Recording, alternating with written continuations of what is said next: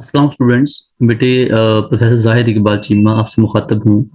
Chemistry बच्चे मेरा subject है और मुझे पढ़ाते 15 साल हो गए हैं। हमने बेटे अपने 2015 से ऑनलाइन प्रिपरेशन स्टार्ट किया था, जिसमें हम पीपीएससी, केपीएसएससी और उसके बाद जो हमारा सिंध है उसका जो पब्लिक मिशन है हम उसकी तैयारी करवा रहे हैं। स्टूडेंट्स, हमारा जो तरीकाकार यही सिंपल सा है कि हम बच्चों को खुद पीडीएफ डाटा प्रोवाइड करते हैं, जो कि शायद किसी के पास नहीं है। बिल्कुल टू द पॉइंट डाटा होता है। हम स्टूडेंट्स को उसके बाद जूम क्लासेस जो है वो मैनेज करवाते हैं। देन हम उसके अलावा हर जो टॉपिक पढ़ाते हैं उसका टेस्ट लेते हैं, बिल्कुल ऐसे ही जैसे छोटे बच्चों को स्पून फीडिंग करके उनको आगे लेके चला जाता है, बिल्कुल वैसे ही हम लोग स्टूडेंट्स को तैयारी करवा रहे हैं। 2015 का बैच, 18 का बैच, इस तरह हमने उसके बाद 20, 21, 22 सेम हम लोग जो केपीपीएससी है उसमें एसएस केमिस्ट्री है, इलेक्ट्रिक केमिस्ट्री है सेम फॉर उसके बाद सिंध के लिए, उसके फेडरल गवर्नमेंट के लिए हम ये प्रिपरेशन बेटे बड़ी देर से करवा रहे हैं। हमारा एक एक लेगेसी है और अल्हम्दुलिल्लाह हमारा एक प्रॉपर नेम है, जिसमें हमने अल्हम्दुलिल्लाह अब तक केमिस्ट्री में 14 बॉयज एंड 21 गर्ल्स जो हैं अब तक वो हमारी सिलेक्ट हो चुकी हैं इन ऑल दीज कमीशंस। तो ये हमारी एक रिकॉर्डिंग चल रही है जिसमें हम लोग स्टूडेंट्स को जो पास पेपर्स हैं वो हम उनको in the form of Zoom recording भिजवाते हैं, उनको प्रोवाइड करते हैं ताकि स्टूडेंट्स को आइडिया हो जाए कि हमारा जो पेपर वो किस तरह अपलोड कर रहा है। कि जो पेपर एसएस केमिस्ट्री का है, अगर वो जो ये इलेक्ट्रिक केमिस्ट्री का है या इवन असिस्टेंट प्रोफेसर केमिस्ट्री का है, तो वो जो पेपर की जो डिवीजन ऑफ मार्क्स है, डिवीजन ऑफ जो सब्जेक्ट है कि वेदर वो ऑर्गेनिक, इनऑर्गेनिक, फिजिकल या स्पेक्ट्रो एनालिटिक केमिस्ट्री है, सरफेस केमिस्ट्री है, बायोकेमिस्ट्री है, उसमें किस तरह अपलोड करता है, उसमें क्वेश्चन की नौयत कैसी होती है, क्वेश्चन का पैटर्न क्या होता है। तो ये आज हमारा जो भी रिसेंटली पेपर आपका हुआ है एसएस केमिस्ट्री का केपीपीएससी में, ये उसकी रिकॉर्डिंग है। ये स्क्रीन पे हमारा नंबर मौजूद है, आप हमसे कॉन्टेक्ट कर सकते हैं, आप हमसे गाइडलाइन ले सकते हैं। We always available for you students. तो ये हमारा जो फर्स्ट एमसीक्यू है हम इसकी बात करते हैं। देखिए, केमिस्ट्री एक बड़ा सब्जेक्ट है स्टूडेंट्स, इसमें कोई शक नहीं है कि हम जब केमिस्ट्री की बात करते हैं तो बच्चे इसमें कोई बंदा भी कभी ये श्योरिटी नहीं कर सकता तो पेपर कहाँ से कैसे आता है। बट ये चीजें, कुछ चीजें डिफाइंड है। लाइक आपका जो लेवल है एफएससी का, आपका जो लेवल है बीएस इनिशियल लेवल जो है, ये चीजें आके रहती हैं। कोई टेस्ट हो, हमेशा जो टेस्ट है वो बेसिक शुरू होता है।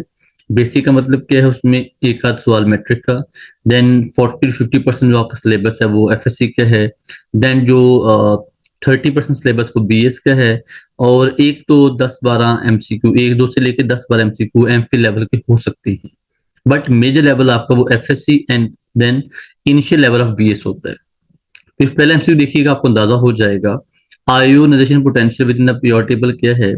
पहली बात है, आयोनाइजेशन पोटेंशियल हो या आयोन एनर्जी से भी कहते हैं, इसके दो ट्रेंड हैं जी। अलोंग द पीरियड ये क्या करता है, ये इंक्रीज करता है, डाउन द ग्रुप ये डिक्रीज करता है। अलोंग द पीरियड इंक्रीज क्यों करता है, उसकी बड़ी सिंपल सी रीजन ये है कि nuclear charge along the period बढ़ता है, उस न्यूक्लियर चार्ज के बढ़ने की वजह से साइज डिक्रीज होता है, and it is not easy to remove electron from the outermost shell of any isolated gaseous atom. So पूछा गया है जी हमारे पास जो आईपी है या जो आईई है, ये पीरियोडिक टेबल में किस तरह बिहेव करता है। अल्फा लिखा है decrease steadily along the period, no बेटे वो तो इंक्रीज होता है। फिर लिखा है decrease along the period with fluctuation, no increase होता है वो तो। Increase steadily along the period, no. फिर बच्चे बात जो मजे की बात, वो डेल्टा है, increase along period with fluctuations. ये बच्चे आखिरी बात क्यों कही गई है, वजह ये है कि यूजुअली यही ट्रेंड है कि जो अलोंग द पीरियड बढ़ता है। बट अगर आप बात करें तो नाइट्रोजन की जो आईपी है या जो आईई है वो ऑक्सीजन से ज्यादा है। हालांकि नाइट्रोजन का एटॉमिक नंबर जो है वो 7 है, ऑक्सीजन का 8 है। तो असूलन 8 वाले का आईपी ज्यादा होना चाहिए, 7 वाले का कम होना चाहिए। बट जो हमारा सेकंड पीरियड है उसमें नाइट्रोजन का ज्यादा है, किससे, ऑक्सीजन से। सेम वे अगर हम नीचे वाले पीरियड की बात करें, इसमें हमारा कौन है, सल्फर है। तो जो सल्फर का जो हमारा पीरियड नंबर 3 है उसमें जो फास्फोरस है उसका जो आईपी है वो 7 वाले सल्फर से ज्यादा है। वजह क्या है कि नाइट्रोजन हो या फास्फोरस, दोनों के अंदर we have half filled, complete half filled orbitals. और रूल हमारा क्या है कि filled orbital are more stable than half filled, which are more stable than the partial filled. Okay, following is a chalcogen. बेटा what are चाल्कोजेन्स? हम कहते हैं word चाल्कोजेन का मतलब कॉपर गिवर्स। मतलब कॉपर गिवर का मतलब क्या है? ऐसे एलिमेंट जो कॉपर को देते हैं। यू कैन से कि जो हमारी अर्थ है उसमें कॉपर किन एलिमेंट से अटैच है? तो वो हमारे ग्रुप 6A एलिमेंट्स हैं, oxygen, sulphur, selenium, tellurium, polonium. तो ऑक्सीजन, सल्फर, सेलेनियम एस जो, ठीक है, फिर टेलोरियम, फिर पोलोनियम है, तो हमारा आंसर बीटा आएगा, टीई आएगा। तो 6A ग्रुप जो है oxygen family that is called as chalcogens. Following is not a halogen, simple सा एमसीक्यू जी। Fluorine, chlorine, bromine, iodine, astatine. तुम्हें देखिएगा हमारे पास जो है इनमें हैलोजन जो है वो कौन नहीं है, वो डेल्टा है, A S, sorry Charlie.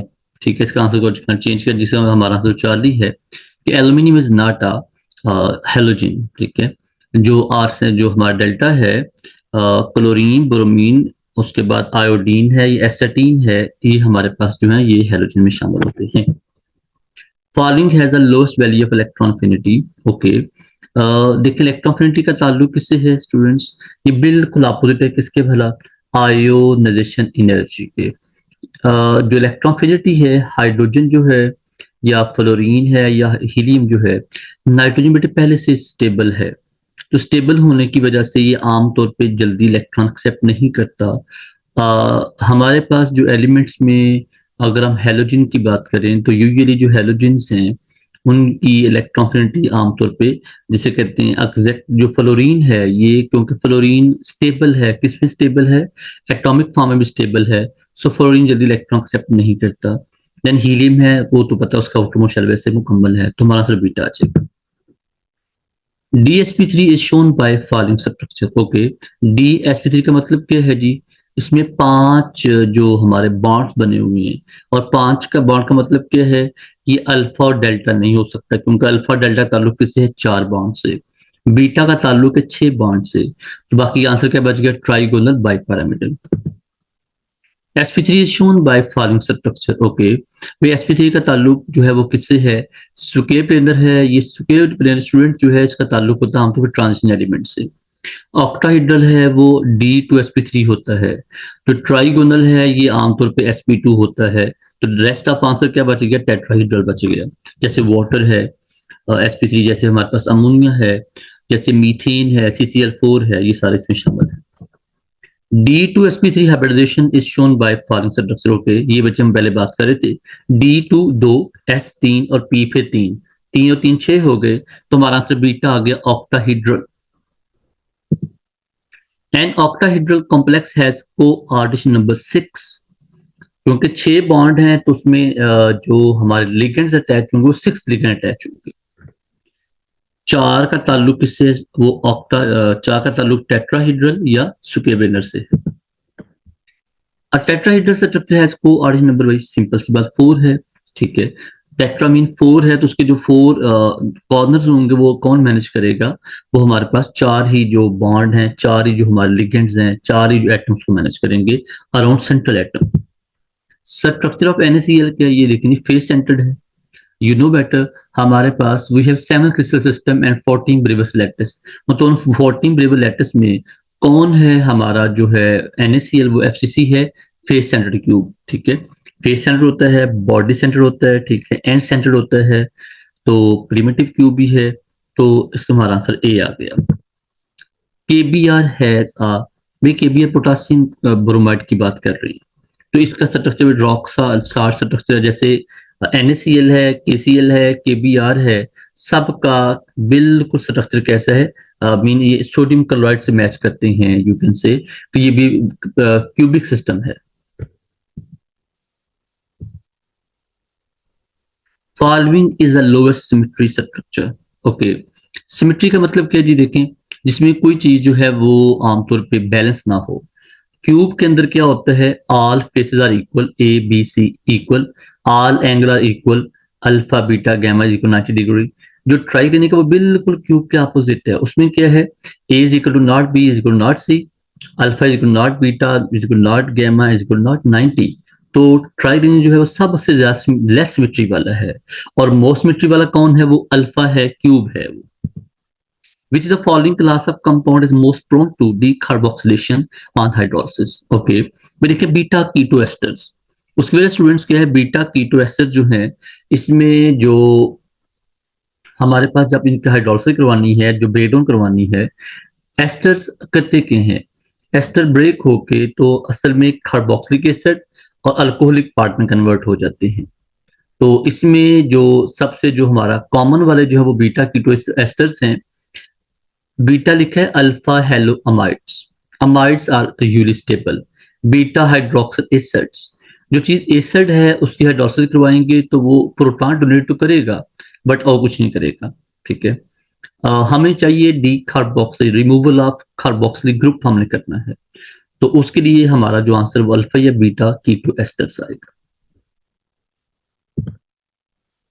Which of following detector is not commonly pair with GC? फिर देखिए, F I D, E C D, M S है, टी आई डी है, ये सारे कॉमन हैं, बट कौन कॉमन नहीं है, वो हमारे पास इंटरफेरोमीटर है, बिकॉज जो जीसी है उसकी कंपेरेटिव से बनती नहीं है कोई भी।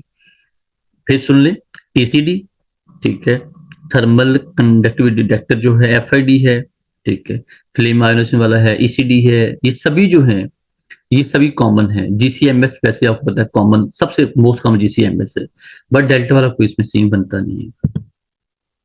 विच of following does not describe structure type of polyhedral polyboron hydride caged compounds?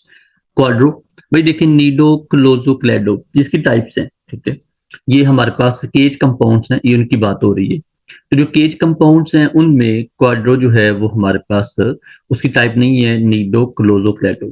तो देखिए स्टूडेंट्स, ये जो बेटा हमारा ये जो एमसीक्यू है इसका ताल्लुक है 7th सेमेस्टर जो सिलेबस हमारा है, उसमें जो 6th सेमेस्टर भी 7th सेमेस्टर भी उसमें जो हमारे केज कंपाउंड है ये उसका टॉपिक है। तो मैं क्या कह रहा, अभी ये कह रहा था, अभी आपने उससे पहले एमसीक्यू सारे देखे हैं, वो सब एफएससी लेवल पे थे, ठीक है, बेसिक लेवल, लेकिन अभी एमसीक्यू का आगे है, ये मेच्योर लेवल ऑफ बीएस आ गया। All of following are powerful electrophile except, okay, electrophile का मतलब क्या है, electron acceptor.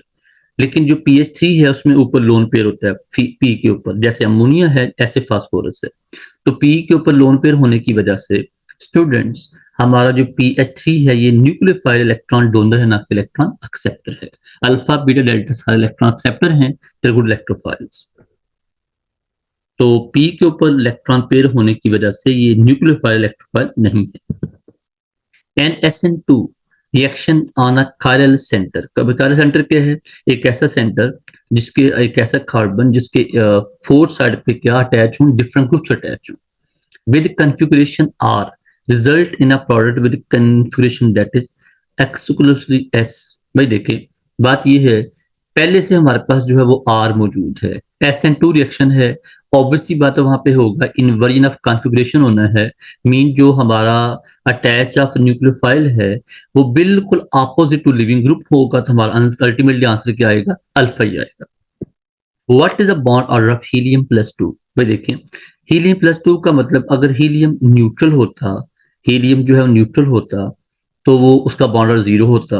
Helium plus two का मतलब क्या है, हीलियम में दो हमारे जो इलेक्ट्रॉन हैं, तो अगर इसमें दो इलेक्ट्रॉन हैं तो हीलियम प्लस टू ने, हीलियम प्लस टू असल में ये इसको जो किया गया है वो इस तरह समझ लें इसको, बॉन्ड ऑर्डर कैसे निकालते हैं भला, बॉन्ड निकालते हैं आप लोग के number of electron bonding minus number of electron anti bonding over two. तो ओवर टू जो है उसका मतलब क्या है कि अब इसमें ये असल में ना हीलियम प्लस टू टू है, मीन्स के हीलियम के दो एटम, उसमें दो इलेक्ट्रॉन निकाले गए हैं, ठीक है, ये दो इलेक्ट्रॉन निकालेंगे बाकी रेस्ट हमारा क्या बचेगा, चार ही बचता है।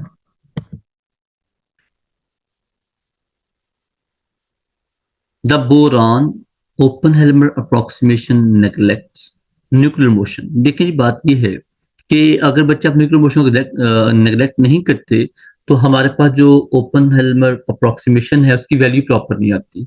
तो हमें ये है कुछ इग्नोर करना पड़ेगा कि हम ये बच्चे हमारा टॉपिक है न्यूक्लियर केमिस्ट्री का, ठीक है। तो हमारे पास जो स्पिन या कपलिंग ऑफ इलेक्ट्रॉन वो तो पॉसिबल नहीं इग्नोर करना, ठीक है। जो मॉलिक्यूलर वाइब्रेशन उसको पॉसिबल नहीं है इग्नोर करना।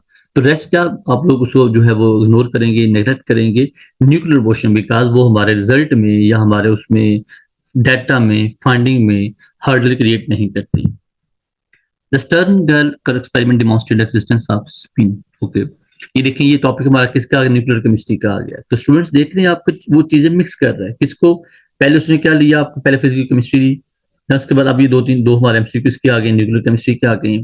तो ये चीजें मिक्स होके आती हैं रैंडमली, सभी लिहाज से सभी टॉपिक को टच करने की जरूरत जो है ना वो जरूरत होती है, बट बेसिक करना आप, और जिसका डाटा जिसके पास स्टूडेंट के पास होगा वही कामयाब होगा। Harmonic oscillator is use as a model for, भाई देखें पार्टिकल इन बॉक्स, ये बड़ा कॉमन सी चीज है, ठीक है। आपको अंदाजा है कि जो हमारे हार्मोनिक ऑसिलेटर हैं, आपने उनको, ये हमारा one dimensional particle, one dimensional box था, पार्टिकल थ्री डायमेंशनल बॉक्स था, तो ये ना पार्टिकल इन बॉक्स की बात कर रहे हैं। The intermolecular force in benzene at room temperature can be describe as, okay. भाई देखिए बेंजीन जो है उसमें जो इंटरमॉलिक्यूलर फोर्सेस हैं वो कौन सी हो सकती हैं। देखिए बेंजीन में कौन सा बॉन्ड बना हुआ स्टूडेंट्स, वो हमारा कोवेलेंट बॉन्ड है, एक बात।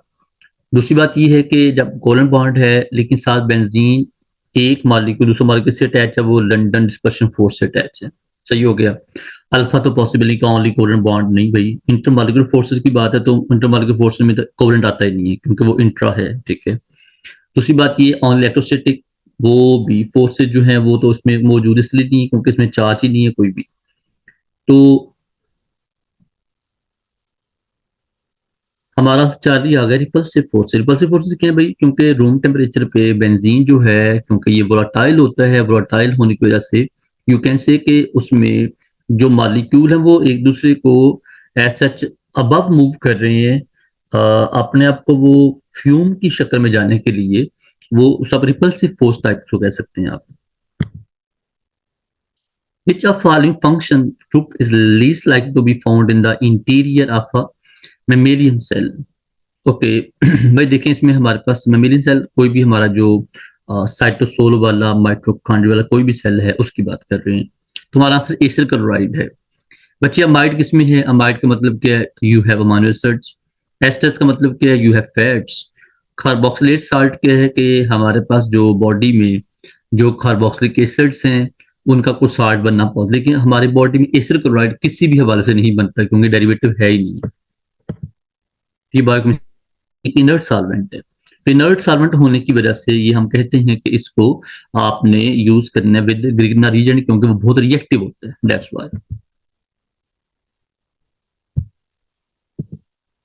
Which of the following instrument is not governed by Beer-Lambert law? Okay, beer-Lambert law का ताल्लुक है जी यूवी से, ठीक है। तो हमारे पास इसका आंसर बीटा है क्योंकि आई आर से इसका कंसर्न है।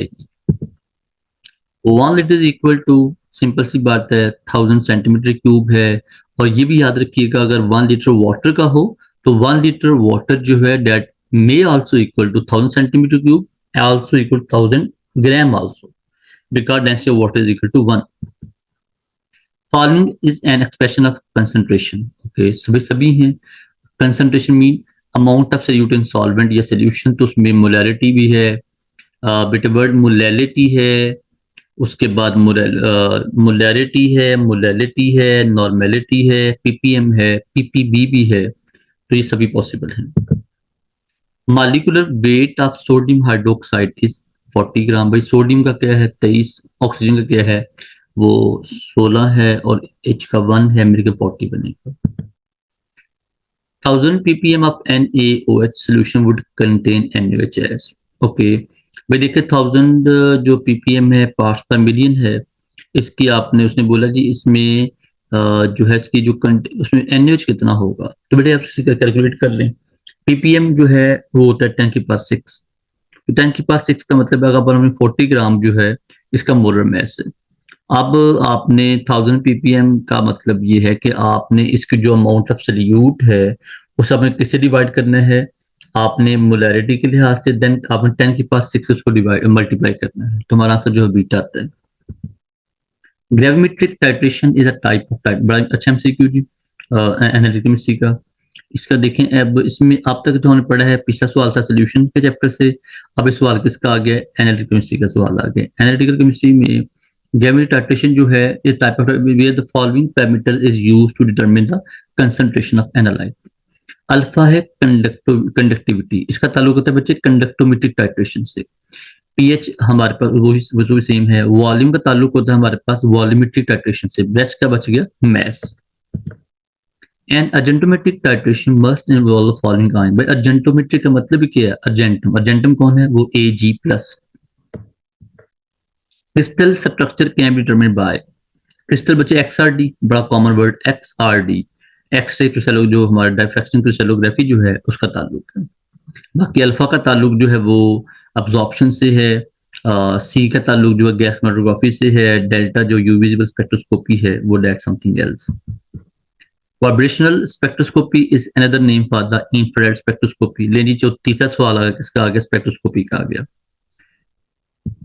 इलेक्ट्रॉनिक एक्साइट, इसमें पीछे ये देखिए, इसमें वाइब्रेशन का मतलब है, यू नो बेटर कि आईआर में हम लोग क्या देखते हैं, आप उसमें देखते हैं कि हमारे जो फंक्शनल ग्रुप्स हैं वो किस तरह जब उन पे आई रेडिएशन पड़ती है किस तरह उसको बिहेव करते हैं। तो उनमें आपने पढ़ा है सीजर जो है, उसकी सीजर टाइप होती है, उसमें सीसा टाइप उनकी मूवमेंट होती है, तो ये उसके लिहाज से है। इलेक्ट्रॉनिक एक्साइटेशन स्पेक्ट्रोस्कोपी, भाई देखें इसका ताल्लुक है यूविजिबल से। आपको पता है कुछ में हमारे पास जो लेवल होता है कि पाई है, पाई स्टार है, सिग्मा सिग्मा स्टार लेवल जो है उनके लिहाज से है। जो एक्साइटेशन मीन्स कि हमारे जो इलेक्ट्रॉन एक्साइट होते हैं from pi to pi star, तो उस लिहाज से हमारा जो आंसर क्या आएगा, बीटा आएगा। ये बहुत आसान एमसीक्यू है, ये बड़ा अच्छा टेस्ट था, बहुत बैलेंस टेस्ट था। अब तक 2-3 एमसीक्यू के अलावा कोई ऐसा एमसीक्यू है नहीं जो कभी नजरों से गुजरा ना हो। Following instruments can be use to measure surface tension. भाई स्टेगोमीटर है, बड़ा कॉमन है, आपने पढ़ा इसको, आपने बीएस में इसका प्रैक्टिकल भी है अच्छा खासा इसका, ठीक है, सरफेस टेंशन का। तो अल्फा का ताल्लुक है विस्कोसिटी से, बीटा का ताल्लुक इससे है वो आपकी रोटेशन मेथड से है। जो मैग्नेटोमीटर का ताल्लुक हमारा जो है वो मैग्नेटिक मूवमेंट से है। रेस्ट क्या बच गया, डेल्टा बच गया। ब्रैग लॉ इज, ओके, ये तो रट्टे वाला सवाल है, सिंपल अल्फा। ब्रैग लॉ का ताल्लुक किससे, XRD से। The SI unit of surface tension newton per metre, इसको याद कर लें, सिंपल याद कर लें इसको। PH plus pH is equal to 14, ठीक है, ये सिंपल एमसीक्यू जी 14 है। 14 में आपने देखना है कि अप टू 7 जो है वो एसिड्स हैं, 7 न्यूट्रल है, उसके बाद है बेसिस हैं।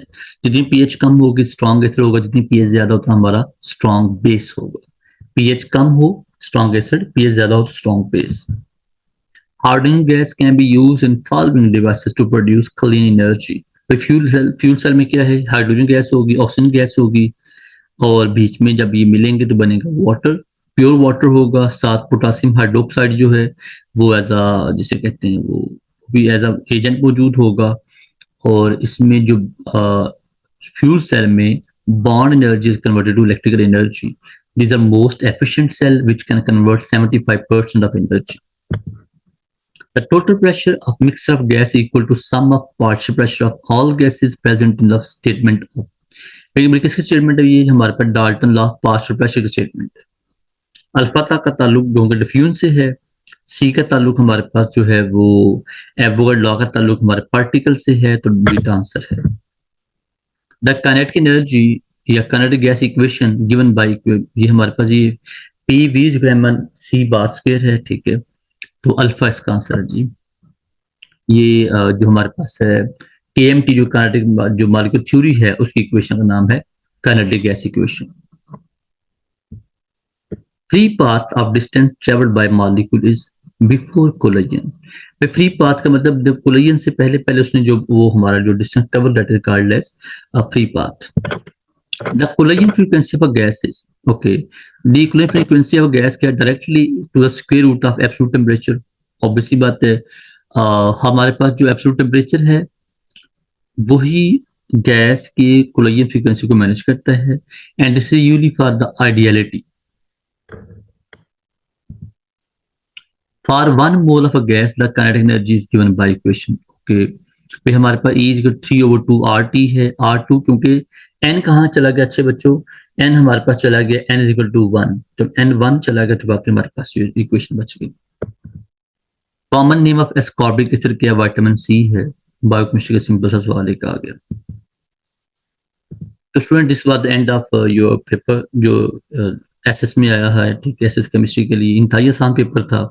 इसमें जो 45 एमसीक्यू आपके हैं, 45 एमसीक्यू में जो आपका मिनिमम स्कोर है 40 के करीब जरूर होना चाहिए, जितना आसान पेपर था। ठीक है, थैंक यू सो मच। हमारा कॉन्टेक्ट नंबर बच्चे मौजूद है, MK प्रेपरेशन हमारा प्लेटफॉर्म है, मस्ट ज्वाइन कीजिए। और आप ULC के जो सभी चीजें में ये जो आपका ये जो टेस्ट आया है इसकी जब हम प्रेपरेशन करवाएंगे तो आप देखेंगे जब आपको नेक्स्ट टाइम टेस्ट आएगा, जब इसमें आप अपीयर होंगे तो आप देखिएगा कि एक भी सवाल ऐसा नहीं होगा जो आपका अनसीन होगा, जिसका आपने कभी पढ़ा नहीं होगा, जिसका आपको अंदाजा नहीं होगा।